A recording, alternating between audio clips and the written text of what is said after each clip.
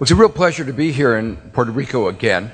I was here a short 41 years ago, and I hope to come back, make the next interlude much shorter than this. The subject I want to talk about is industrial policies, growth strategies, a learning society. And I want to begin by putting the issues I want to talk about in broad historical context. Literally for thousands of years, standards of living of most people around the world were stagnant, hardly budged at all. And it's only been in the last 250 years that there has been a dramatic change in living standards. If you look at a graph, it looks basically flat, and then all of a sudden starts to increase. The obvious question is, what happened 250 years ago? This has been a subject of enormous amount of research. The point I want to raise from this perspective, this talk, is that most of the growth that has occurred is related to changes in technologies, to learning. Capital accumulation played a role, but secondary role to the accumulation of knowledge and the dissemination of knowledge. But the second important observation is that this change in technology is endogenous. It didn't just happen. It's a result of human endeavor, the result of efforts on the part of individuals, the creation of institutions to learn, to educate, to disseminate ideas. It's a result of what we do. If that is true, and I believe it is, it means that understanding the forces that lead to learning and to changes in technology are absolutely at the center of development. And it also means that understanding the processes by which we learn, the processes by which we absorb changes in technology, and those changes in technology disseminate throughout the economy, are central to an understanding of development. From an economic perspective, the production of knowledge is different from the production of ordinary goods like steel. From a technical point of view, economists refer to the knowledge as like a public good. It's like an externality. When you produce a knowledge, everybody in society can benefit. When you're sitting in a chair, only one person can sit in a chair at a time. But now that I've shared with you what I know, I still know it, but now perhaps you know it as well. Thomas Jefferson, who was America's third president, put it very forcefully. He said, and much more poetically than economists put it, he said, knowledge is like a candle. When one candle lights the other, it doesn't diminish from the light of the first candle. And that has an important implication, because it means that market processes, market forces on their own are not likely to be optimal in either the way that extent to which they produce knowledge or the way that knowledge gets disseminated. There is going to be a critical role for government. That role of government is associated with creating what are sometimes called national innovation systems. It will go beyond beyond intellectual property. There's been a lot of discussion of intellectual property, but I believe it's been overemphasized. It's important in some areas. In fact, it's necessary in some areas. But in other areas, it's become an impediment. In many areas in innovation in the United States, we worry about the patent thicket, where any innovator, the moment he has an innovation, becomes prey to everybody claiming that he's using somebody else's knowledge. There's a whole industry now, a legal industry in the United States called patent trolls that go around buying up patents, waiting for somebody to invent something that they can sue.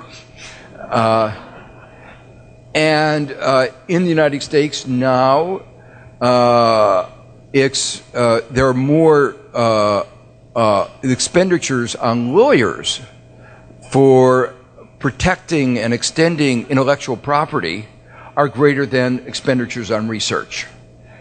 And any society in which these transaction costs exceed the real production is obviously not an optimal way of running a system. Historically, there have been large problems with our patent system. The airplane, most of you know the story of the Wright brothers and the patent that they got.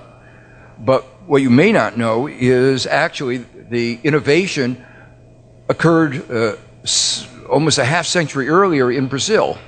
It's just that the patent office in the United States didn't know that. But then the patent office made another mistake. It gave two patents. It gave a patent to somebody else, and they didn't know. And anybody wanting to make a further development of the airplane, a follow-on innovation, had to pay royalties to both of these. And if they paid the royalties to both, there was no profitable innovation.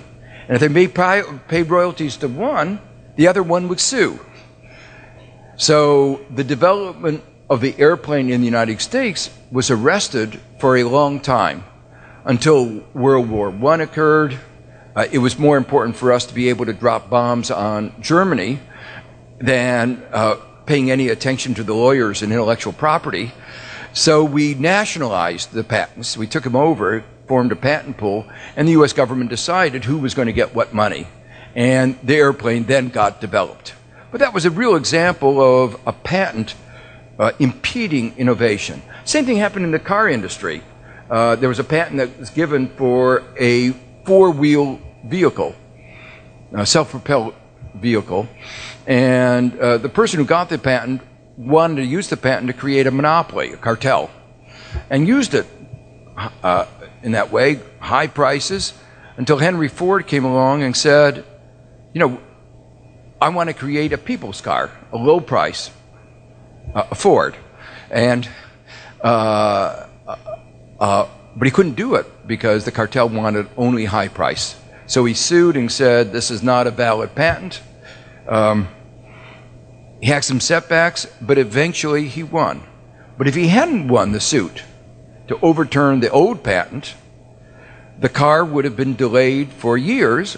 Our climate would be better, but the automobile would not have developed as quickly. The general point I want to make is that the intellectual property regime that so often talked about is part, but only one part, of our learning system, of our innovation system. And that the patent system can have adverse effects on both the level and the direction of innovation that can be distorted. And that's why there's one of the reasons why there's an important role for government that I'm going to come to in a minute. The example that I just talked about of intellectual property also raises another fundamental point, that there are critical trade-offs between short run and long run. I say the patent system illustrates that because I mentioned before that knowledge is like a public good, that there's no marginal cost to an additional person using knowledge. Efficiency requires the full dissemination of knowledge once it's produced. But if we did that, there would be no incentive, there might not be adequate incentives to innovate. So the whole patent system is based on a trade-off, understanding that we get an inefficiency in the short run. In fact, the inefficiency can be even greater because we give monopoly power to the owner of the patent, a certain degree of monopoly power, it's restrained, but that we know that causes an inefficiency, but we believe that it's offset by the dynamic gains. Recent research has suggested that if you don't have a well-designed patent system, you may not even get the dynamic gains, but at least that's the theory. Well, the same thing holds true for development more generally. There's been a long-standing argument called the infant industry argument for protection, and more recently I've extended that to what is called the infant economy argument for protection. The argument is a very simple one, that at some times certain kinds of trade policies that might in the short run have a cost might have a long-term dynamic benefit. Korea illustrates the point I have in mind. 45 years ago, Korea's per capita income was very, very low. In fact, it was lower than India, which means that its per capita income was something, a couple $100 a year. The average level of education in Korea was about 4.3 years. So it was a really less developed country. World Bank and the IMF looked at Korea and said, your comparative strength is in growing rice, and you should grow rice. And Korea said, that's not very interesting, growing rice. And even if we are the most successful rice growers in the world, we'll be poor. We won't learn to become a more developed country. So Korea said, we're not going to pay any attention to what you tell us. We like your money, but we're not going to listen to you very carefully. So they went ahead and they started a whole set of policies to promote their various industries,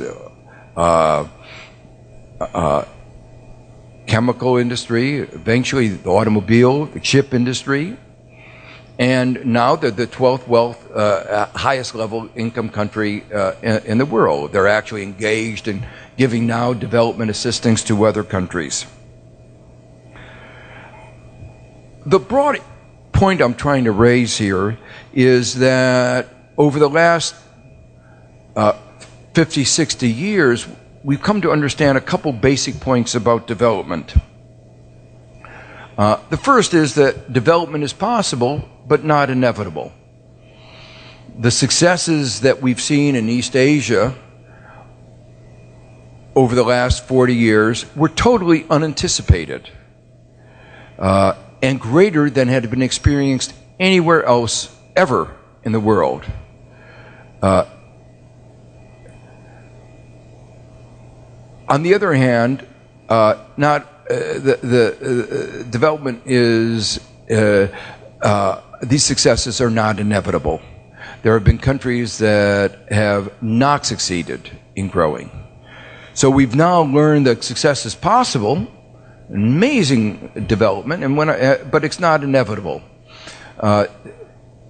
Renombrado was one of the earliest winners of the Nobel Prize in Economics, spent some time in Asia in the 60s, and an example of the remarkable forecasting ability of economists. Just as Asia was about to grow enormously, he gave a forecast that Asia would be mired in poverty forever. And when he did it, he looked at what was going on. He said, the possibility of growth, there's no possibility here. There's rigidities, there's no, that it's likely to remain like it's been for hundreds, thousands of years. Well, he was wrong. And why was he wrong? What he didn't fully appreciate was the ability of these East Asian countries to learn. And next, the next key issue. The point is that we now understand that what separates developed from developing countries is not just the gap in resources. There is a gap in resources, but it's not just that. That gap in resources was what influenced the creation of the World Bank. The point of the World Bank was to transfer resources, from the developed to the less developed countries. And there was a realization that markets didn't do that very well. But we now recognize that it's not just the gap in resources, it's the gap in knowledge. And that is really the reason that there is this enormous difference in living standards between the developed and the less developed countries. The World Bank has recognized this and actually now talks about itself more and more as a knowledge bank, as an institution trying to think about how do we transfer knowledge, learning from the developed to the less developed countries.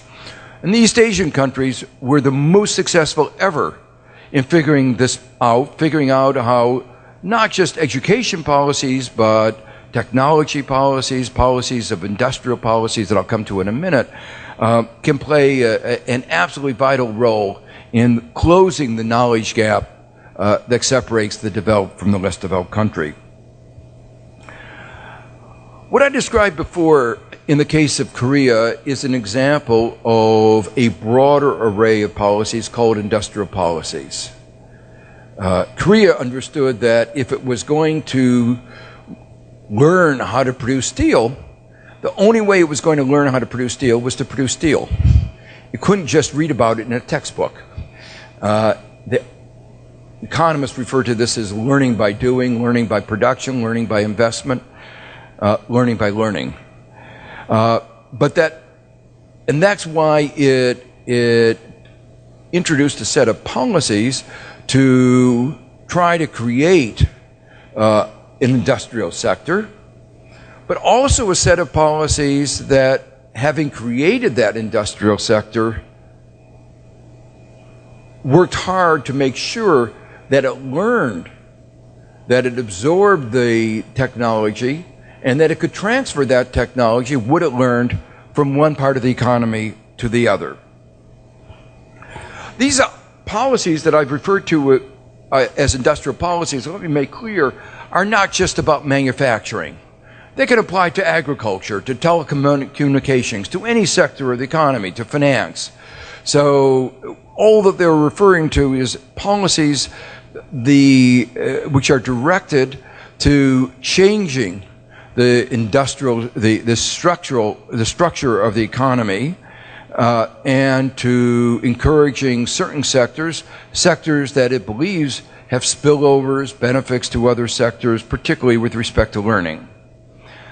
Now, of course, all countries have such policies, have industrial policies. The only thing is, some countries don't know it. And the danger is that when you don't know it, you become prey to industrial policies being shaped by special interest, shaped in a way that does not necessarily maximize the well-being of society. Industrial policies are embedded in all the laws, the regulations, and the expenditures that governments undertake. We often talk about legal frameworks as necessary for a well-functioning market economy. But there's not a single legal system. We make choices whenever we pass laws about what kind of economy, and we ought to think more about what implication they have. For instance, if a country doesn't have good antitrust laws, it winds up with monopolies. And the returns for monopolies are often very high. That leads to a distorted economy. And it distorts the economy in many, many ways. For instance, the United States, telecommunication costs are very high, about 10 times the cost that they should be, because we don't have a competitive telecom industry, and there's some proposals to make it a little bit less competitive going on right now. What is the consequence? The consequence is not just that we have more resources in the that we have a distorted telecom sector, but it's also that all the other parts of the economy that depend on telecommunication are de facto taxed. Another example where we've been active antitrust action in the United States. The credit card companies charge what is called an interchange fee, which is a fee they charge the merchant when they engage in, when you buy something with a credit card. That fee can be anywhere from 0.5% to 4%. It's effectively a tax on every transaction that goes on through debit card, credit cards, which are today most transactions at the retail level. But it's a tax that doesn't go for public purpose. It's a tax that goes for private gain. It distorts the economy like any other tax, but it distorts it even worse because it leads to a distorted economy. Now, one of the main functions of a financial system is to have low transaction costs. But this is a high transaction cost. Modern technology would allow for these kinds of transactions, for money to move from your bank account to the merchant's bank account at a fraction of a penny, not at a charge of 1, 2, or 3, or 4%. So this distorts our economy. It moves money from ordinary citizens up to the financial sector. It has a very adverse effect. Finally, in the Dodd-Frank bill, there was a provision that was called the Dermot Amendment that said on the debit cards, not on the credit cards, but just on the debit cards, there had to be a limit. The banks couldn't just charge, the credit card companies couldn't just charge whatever they wanted. But then they made a mistake. They delegated responsibility for the implementation of this provision to the Federal Reserve. And some people describe the Federal Reserve as a wholly owned subsidiary of Wall Street. That may be an extreme view, but the result of that was that the regulation allowed them, it brought down the fees considerably, but they were still a multiple of the cost. And a federal judge looked at this and said, this is unconscionable, and threw it out. And is now in the court, as you know, American legal system, it will go to appeal and appeal and appeal, and maybe sometime in the next decade we'll find out what will happen. But that was only on one part, only on the debit cards, not on the credit cards. Other countries have dealt with this problem. Australia has dealt with the problem and put a limit and allowed for a whole set of changes in the restrictive practices associated.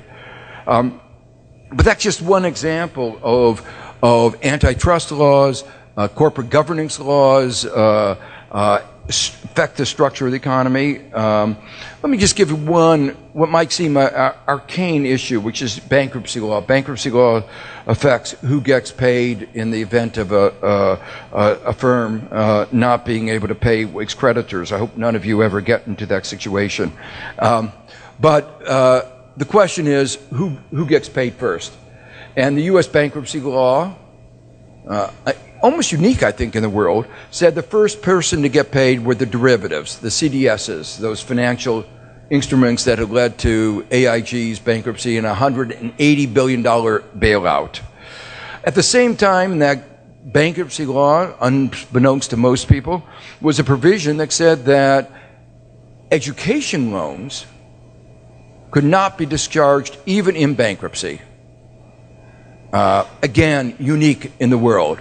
Well, these provisions affect the industrial structure of the economy. They say they are de facto a subsidy to the financial sector, de facto discourage investments in education. Well, industrial policies have long been controversial. Critics of industrial policy have said government's not very good about picking winners. Actually, the government has a very good, credible history of picking winners. We did a study when I was chairman of the Council of Economic Advisors of the returns to government research enterprises, and they were literally, average returns were in excess of 50%. And of course, there were some big winners, like the internet. But there were a lot of winners in agriculture and other areas of biotech, and lots of areas. the huge increases in agriculture that have occurred over the last 150 years have largely been based on government-funded research. The first telecom innovations, the first telegraph line was financed by the U.S. government. So it wasn't just the internet. There's been a long history of over 150 years. Indeed, most major innovations have been based on government-funded research. And a recent book has come out called The Entrepreneurial State, documenting the extent to which this is true. So industrial policies are not, though, about picking winners. They're about identifying spillovers and what economists call externalities. And this is really the big point that a great economist, Albert Hirschman, made many years ago. He studied successful development in Latin America, and he emphasized the linkages across sectors of the economy. And the point is that when you have successes in one sector, they can, if they're linked with other sectors, they can have spillovers, benefits. And the successful countries have tried to figure out what are those critical sectors, have tried to figure out how do they maximize the learning and maximize the learning spillovers. They've been very successful in doing that. Of course, innovation is linked with a large number of other market failures. Typically, firms that are engaged in research have a hard time financing that research. Unlike real estate, you can't get a collateral. If you have a research project that doesn't pan out, there's nothing there to take. Also related to the fact that research, like many other activities, entrepreneurial activities, are very risky. But you can't get any insurance against this risk. There's good economic theory explaining why that's the case, but the fact is that it is the case. The result of these market failures that I've described, the spillovers, the imperfections of credit markets, the limitations in risk markets, mean that inevitably government, civil society, and others will need to take an active role in promoting learning and promoting innovation. The most successful countries, those in East Asia, understood this and actually developed a comprehensive set of policies to address all of these problems.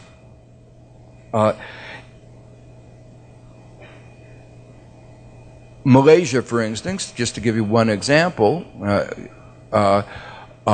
when it began its development strategy, had a lot of oil, but understood that it didn't know how to extract the oil.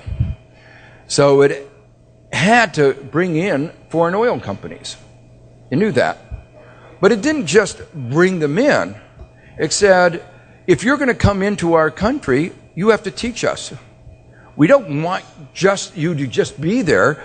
We want to use this as a basis of learning. And so as part of the conditions of companies coming in, they began to learn. And today, Malaysia's oil company is teaching other developing countries how to extract oil. It's become a multinational where it is now exporting not only oil, but exporting ideas, the ideas that go into it. There are many other examples like this. As I say, learning doesn't come automatically, it doesn't come on its own, but some countries have figured out how to get those learning benefits and have succeeded in doing that. The importance of these views, the importance of industrial policies, is one of the major changes in development thinking that have occurred in the last, I would say, 2 decades. When I was chief economist, I tried to promote this idea, and that continued. And the last chief economist, Justin Lin from China, made it the centerpiece of his 4 years as chief economist, he talked about the important role of industrial policy and what he referred to as a structural transformation. He emphasized, in particular, taking advantage, having industrial policies that promoted learning, but also took advantage of a country's natural advantages. Trying to figure out what those natural advantages are is obviously a difficult question. Some countries, for instance, might have a better climate where you could have 3 crop seasons a year. So if you're doing seed development, you can do it a lot faster for GMO research than you could in an environment, in a climate where you could have only 1 seed crop a year. Many of the issues of industrial policy are national, but some states within the United States have been successful in promoting their own development. For instance, Maryland is one example of such a state within the last few years. States have been called laboratories of democracies, but I don't think we've spent as much energy learning from the successful ones as we should. Now, when I say successful, I want to be clear what we mean by success. And this is a little bit of a digression, but I think it's an important point. Success should not just be measured by GDP, or as you do in Puerto Rico, by GNP. GNP is better than GDP, by the way. The difference, for those who don't follow these details, GDP is the official output produced in the country. GNP is the income that goes to the citizens of the country. And those two can be very different. They are very different in Puerto Rico. They're very different in Ireland. Part of that is for the same reason. There's a lot of transfer pricing, and income that is assigned to the production here is actually fake income and doesn't actually occur here, but most importantly, doesn't go to the citizens of the country. It's also true in any economy in which there's natural resources. There can be a lot of production of, say, gold in Papua New Guinea, but all the revenue of that gold goes to the companies outside of the country that are doing the gold mining. Small smidgen goes to Papua New Guinea, and meanwhile, Papua New Guinea is left with all the environmental and health problems. So if you looked at it in terms of a correctly measured GNP, you would say that this gold mine probably lowers GNP, the well-being of Papua New Guinea, even if GDP goes up.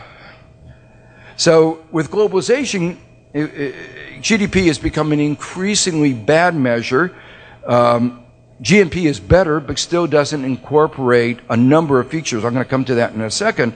I always found it interesting that the world shifted from GNP to GDP just when globalization became more important. And I always wondered whether there was a political agenda in this. Well, I chaired an international commission on the measurement of economic performance and social progress, which try to look at different metrics of how we assess success. And one of the important things that we emphasized, we concluded unanimously that GDP is a bad measure, that it didn't include metrics of sustainability, for instance. Before the crisis in the United States, 2008, many people thought the United States was doing very well. And I remember going to Europe and everybody saying, what can we do to imitate the United States growth model? You don't hear that quite so much anymore. But the point was that we were growing by GDP, but not sustainably, because it was growth based on a mountain of debt. But probably even more important was the fact that while we were growing, most citizens' incomes were declining. And so this is a fact that most people outside the United States don't know, and many people in the United States may feel it, but they don't know it. And that is median income, the people in the middle, half above, half below, median income in the United States today is lower than it was almost a quarter century ago. There's been essentially no growth for decades. And median income of a full-time male worker in the United States is lower than it was 4 decades ago. So if you wonder why there's seemingly some discontent in the United States, some anger in some segments of our society, it's not a surprise.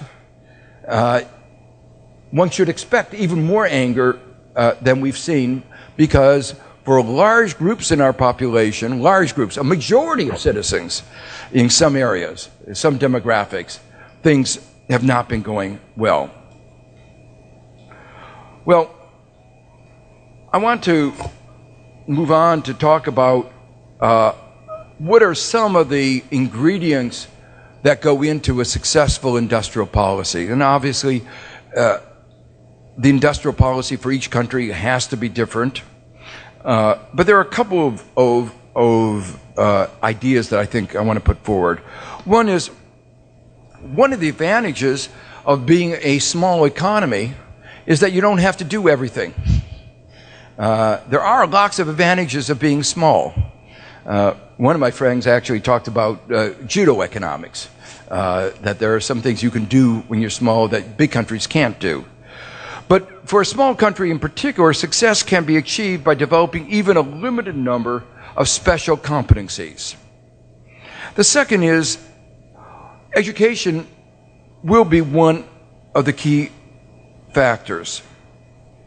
And education is important not just because of the training, but universities are actually really key to success of modern economies, modern learning societies.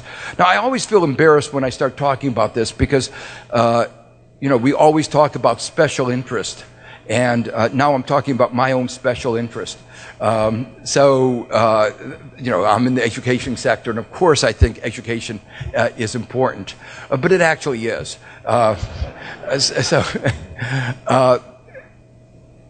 You look around in the United States and you say, what's the most successful part of the economy? The basis of real change, not the basis of the instability that we had before the crisis, but the real dynamism of the American economy. And most people point to Silicon Valley. Still, relatively small part of our economy. Hardly shows up in GDP statistics, worth noting that. Isn't let me emphasize, not a panacea. Just as a interesting observation, Apple was, for a while, was the largest capitalization of any company, larger than General Motors. But do you know how many jobs Apple actually created in the United States? Under 50,000, of which 30,000 were low-paid retail workers. The rest, 20,000, you might say good jobs. All jobs are good, but I mean middle-class jobs that paid what people would aspire to. And all the other jobs were exported outside the United States. And meanwhile, Apple was a company, I hope there's nobody here from Apple, but it's an important message to take back to your CEO. Apple was not a good citizen, to put it bluntly. It took ideas that were being produced by the universities, supported by the government. You could not have had the success of Apple without the internet, without the investments of government in the internet. And even the browser, the first browser, was funded by the U.S. government. It was willing to take, but it wasn't willing to contribute. And it used that same innovation to make those beautiful iPads and all those other devices. It used that same creativity to avoid paying taxes. From an intellectual point of view, you look at some of the tax avoiding strategies and you say that they were brilliant. But from a social point of view, you have to say, I wish they used that creativity to make our society better off. And they created these firms that existed only in hyperspace, in cyberspace. And so they didn't pay taxes anywhere in the world. So not only were they, as I say, they took from the knowledge pool, but they weren't willing to make a contribution to put back into the knowledge pool. Well, it's not an accident that the most active part, the most dynamic part of the U.S. economy, Silicon Valley, is where it is. It's because of Stanford University and the research funds that went to Stanford University from the U.S. government. It created a whole area of interaction between universities and the private sector. And it spawned new ideas like MOOCs, the new way of delivering education to hundreds of thousands of students free. That's an outgrowth of Stanford University. So the university has fed into the private sector, and there's been some feedback both ways, but it's been a close collaboration between the private and the government sector, but it's underlying this has been strong support from the government. So education and thinking about how to promote, translate the knowledge that's produced into economic activities is going to be critical. The third is, while education is necessary, it's not sufficient. There has to be enterprise and job creation. But that won't happen on its own. That will require finance. And unfortunately, financial sectors, at least as they've developed in the United States, have not been as interested in making loans as they have been in other other activities. They played an important role. The venture capital firms have played a very important role in Silicon Valley, but they are a small part of our entire financial industry. Most countries in the developing world have found that if there's going to be enough finance, there has to be a development bank. But even the United States has a development bank. We don't call it that because the banks don't like the idea of there being a competitor. But there is a development bank for small enterprises. We call it the SBA, the Small Business Administration.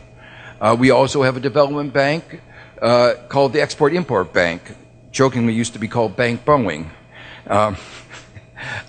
The Small Business Administration has made important loans that have created whole new industries. You all probably know about Federal Express, overnight delivery. You might say, well, what was Federal Express doing getting a small business loan? Isn't it a major multinational corporation? The answer is every large corporation begins small. And at one time, Federal Express was tiny. But it couldn't get funds from an ordinary bank, and it got an SBA loan. And without that SBA loan, arguably, this whole industry would not have developed. So government enterprise helped create this overnight delivery system that has now spawned, become a major industry around the world. Historically, there have been lots of problems with development banks. But we've learned how to make development banks successful. No institution is perfect, and anybody looking at private financial institutions, I think most people would say they haven't been perfect, to put it mildly. But the development, we've learned from the failures to create development banks today that are very successful. Brazil, for instance, has a development bank, BNDES, which is actually much larger than the World Bank. And it just links in Brazil.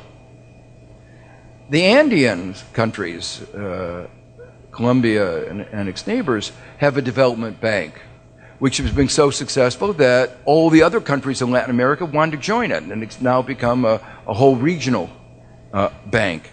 a bank that can borrow at lower interest rates than the countries that are members of that bank. So thinking about how do you create finance that enables new enterprises to develop is going to be essential. Just to put this again into perspective, in the United States as a whole, 6 years after the collapse of Lehman Brothers, funds to SMEs, small and medium-sized enterprises, are still about 20% below the level that they were the pre-crisis level. And it's one of the reasons why the recovery in the United States is so weak. The fifth point I want to raise is, in a first best world, industrial policies would entail not just macroeconomic policies, but adjustments of exchange rates. But in the absence of exchange rate mechanism, something else has to be done. Europe, for instance, today is coming to grasp that for a common currency to work, much is required. A single market can be unstable, with money flowing from the poor to the rich. Money is leaving Spain and Greece and moving to Germany. So a system has been constructed which is dynamically unstable. It's the opposite of what Europe talked about at the time it was established. Before it was established, they signed a treaty called the Maastricht Treaty. They were worried about this issue, and they designed a set of criteria called convergence criteria. But in fact, because they didn't understand the economics of convergence, they actually imposed conditions which have led to divergence, to an unstable situation where the poor get poorer and the rich get richer, and the two get further and further apart. Over the long term, Germany has made a mistake. Not helping Greece early on has been extraordinarily costly. Not helping Greece now will continue to be very costly. The EU has been titrating assistance. It's the minimum necessary to avoid the breakup. It's too little to lift Greece out of the deep depression in which they are in, a depression worse than the Great Depression. It's too little to return Greece to growth. The result of this is that there is a lost generation, in fact, lost generations, with an unemployment rate in Greece today of well over 25%, youth unemployment rate of well over 60%. There's a process of going on of the hollowing out of the country. Many Greeks, had they known what they know now, would have left the EU. They realize they have paid a very high price for being part of the currency union. And equally disturbing, what began as a political project to unify Europe has been totally divisive. Well, the point I wanted to make is making a common currency work is extraordinarily difficult. A large literature in economics called the optimal currency area has been addressed to what is necessary to make it work. We know what is necessary to make it work, and it can work, but it won't happen on its own, just like industrial policies don't happen on their own.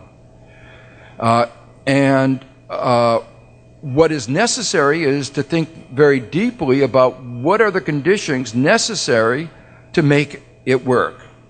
What worries me is that the U.S. has been imposing some rules that are actually disadvantaging Puerto Rico.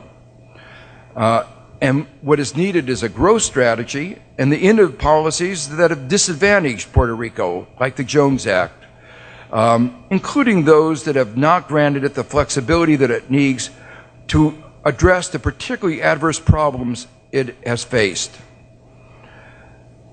In the past, the policies that have been tried are basically one version of another of tax subsidies, and these can help, but on their own, again, they won't suffice. One of the things that has been learned around the world is that special economic zones giving tax preferences often have little spillovers. The industries are foot loose.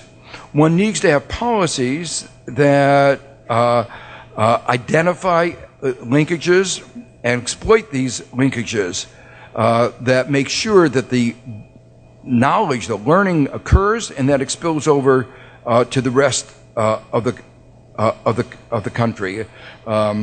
Examples are not the special economic zones that isolate, but the kinds of Silicon Valley experiments where you bring people together and focus explicitly on the learning spillovers. So let me conclude. Puerto Rico has been, to put it mildly, going through a difficult time. And the government, I'm sure, is aware of these difficult times. It's partly a result of the political framework with the United States.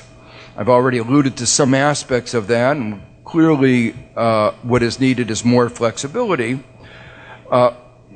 There's a debate about the policies that would improve things on the demand side, policies that would improve things on the supply side. But it seems to me that it is imperative for the government and for civil society to articulate a comprehensive agenda for what would be needed to make the system work. The current system is clearly not working. And there are things that could be done to make it work. And I think one has to be, aggressive about defining what those conditions are. But of course, it's only partly a result of the political framework with the United States. It's partly a result of its own economic policies. These probably play an important role in the high energy prices, for instance, which disadvantage Puerto Rico. Technology has changed, and with those changes in technology, there's no reason why energy prices should be at the level that they are. Again, what's needed is a comprehensive agenda. Sharing a common currency has both advantages and disadvantages. I talked about the lack of flexibility, but it also brings with it stability. It's imperative, if one has this common monetary union, as it might call it, common exchange rate, to make sure that there's a flow of funds, and that's where the design of the system of finance becomes absolutely imperative. It's imperative as well for there to be active government policies to promote productivity increases, the kinds of industrial policies that I've been talking about. Think tanks like the CNE can play a key role in this, in defining and articulating for the public what is necessary and increasing the transparency with which the debate over what are the appropriate policies is conducted. When the U.S. went into crisis in 2009, 8 and 9, Rahm Emanuel, who was the chief of staff of President Obama, said, "We shouldn't let a crisis go to waste." Unfortunately, I think the Obama administration did let it go to waste. It did some things, but it could have done a lot more.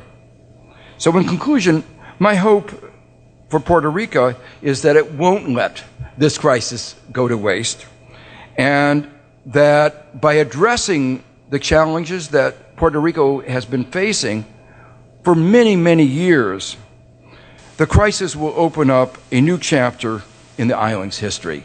Thank you.